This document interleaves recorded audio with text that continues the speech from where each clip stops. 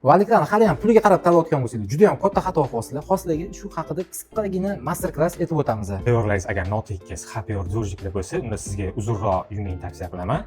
Xo'sh, xuddi shu ham o'rta kalta yungingiz bor, u ham yaxshi to'g'ri keladi. Shu xaper zo'rjik shunga o'xshagan materiallarimizga bu bizani xo'sh, tekis yuzali, ya'ni devorlar uchun mos keladi. Yungi kalta bo'lgani uchun bu bizlarda yog' asosli yog' asosli mahsulotlarga yaxshi qo'llasangiz bo'ladi. Eng mayda kalta yuklisi.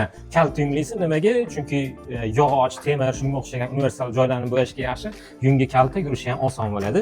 Xo'sh, bular bizada suv asosli, ya'ni emulsiya, suv asosli bo'yoqlarga to'g'ri kelgani uchun yunglari ozgina uzunroq, lekin искусственный bo'lgani uchun bo'yoqni o'ziga yaxshi oladi va yaxshi yuzaga yetkazib beradi. Zo'r o'ga, gap yo'q. Hozir biz Sankovskiy ko'chadagi Betek do'koniga kelganmiz. Ko'rayotgan bo'lsanglar, assortiment juda ham katta.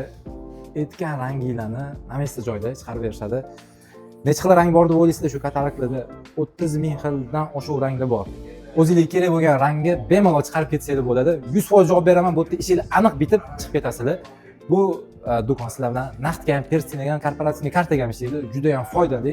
Videomiz sizlarga yoqqan bo'lsa, ma'lumotlarimiz sizlarga to'g'ri kelgan bo'lsa, videomizga like bosib, kanalimizga obuna bo'lib qo'ying. Bundan da yaxshi kontentlarni o'tkazib yubormaslik uchun videoni saqlab oling, kerak bo'ladi.